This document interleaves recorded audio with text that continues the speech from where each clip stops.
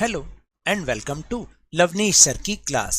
आज की ये शिक्षा निदेशालय राष्ट्रीय राजधानी क्षेत्र दिल्ली की वर्कशीट नंबर 17 जो कि कक्षा छठी के विद्यार्थियों के लिए है, यह ली गई है हिंदी विषय से और इसमें हम फिर से एक बार पाठ बचपन को जारी रख रहे हैं, यानी कि उसका अगला भाग पढ़ेंगे और समझेंगे।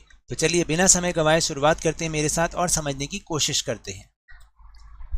प्यारे बच्चों, लेखिका कृष्णा सोबती द्वारा लिखा गया संस्मरण बचपन में अभी तक हमने जाना कि लेखिका को बचपन में खाने में क्या क्या पसंद था।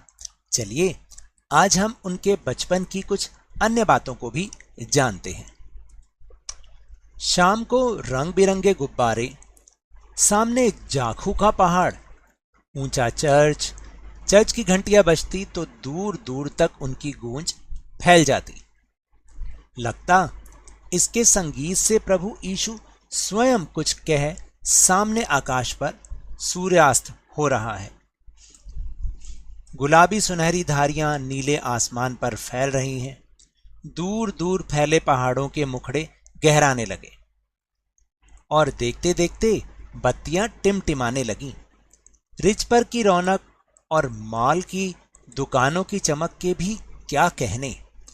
स्कैंडल पॉइंट की भीड़ से उभरता कोलाहल। सर्वर स्कैंडल पॉइंट के ठीक सामने उन दिनों एक दुकान हुआ करती थी जिसके शोरूम में शिमला कालका ट्रेन का मॉडल बना हुआ था। इसकी पटरियां, उस पर खड़ी छोटे छोटे डिब्बों वाली ट्रेन, एक और लाल टीन की छत वाला स्टेशन और सामने सिग्नल देता खंबा, थोड़ी थोड़ी दूर पर बनी सुरंगें। पिछली सदी में तेज रफ्तार वाली गाड़ी वही थी। कभी कभी हवाई जहाज भी देखने को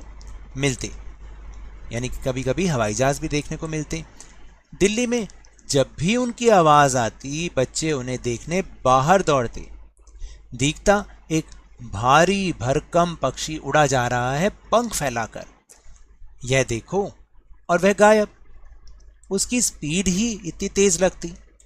तो देखा आपने कि लेखिका के बचपन की कुछ अन्य बातें और भी रोचक और मज़ेदार हैं।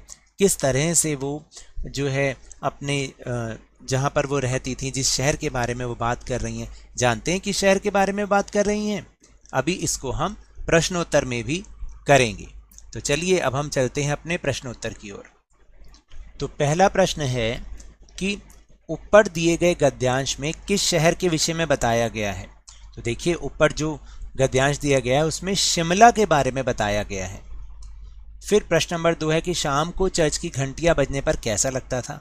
देखिए शाम को चर्च की घंटियां बजने से ऐसा लगता था जैसे प्रभु यीशु स्वयं कुछ कह रहे हैं और सामने आकाश पर सूर्यास्त हो रहा है।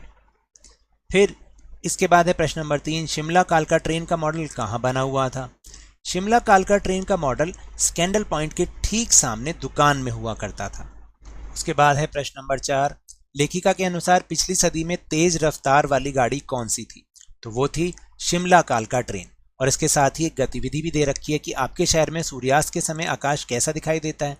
देखिए सूर्यास्त के समय आकाश लाल पीला नीला नारंगी, नीला तो नहीं, लाल पीला नारंगी गुलाबी गुलाबी नजर आता है और यह दृश्य बहुत ही सुंदर होता है। उसके बाद है प्रश्न नंबर 5, यह देखो और वह गायब किसके विषय में कहा गया है और क्यों। देखिए यह देखो और वह गायब हवाई जहाज के विषय में कहा गया है क्योंकि उसकी रफ्तार इतनी तेज होती है कि देखते ही गायब। और फिर आखिरी प्रश्न, गद्यांश में आए सभी अंग्रेजी शब्दों को ढूंढ ढूंढ कर लिखिए।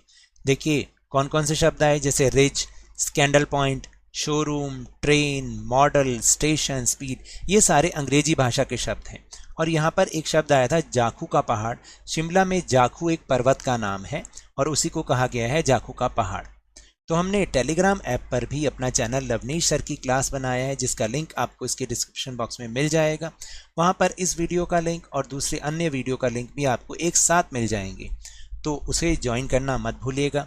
तो ये तो थी आज की वर्कशीट। अगर मेरे इस तरह समझाने से अब आपको समझ में आने लगा है तो इस चैनल और वीडियो को लाइक दीजिए। अभी आप देख रहे हैं तो साथ में लाइक का बटन भी दबाएं, शेयर करें, सब्सक्राइब करें और जल्दी से जल्दी अपने इस चैनल लवनीश सर की क्लास के सब्सक्राइबर्स को 50K यानी 50,000 तक और बल्कि उससे ज़्यादा तक पहुंचा दीजिए।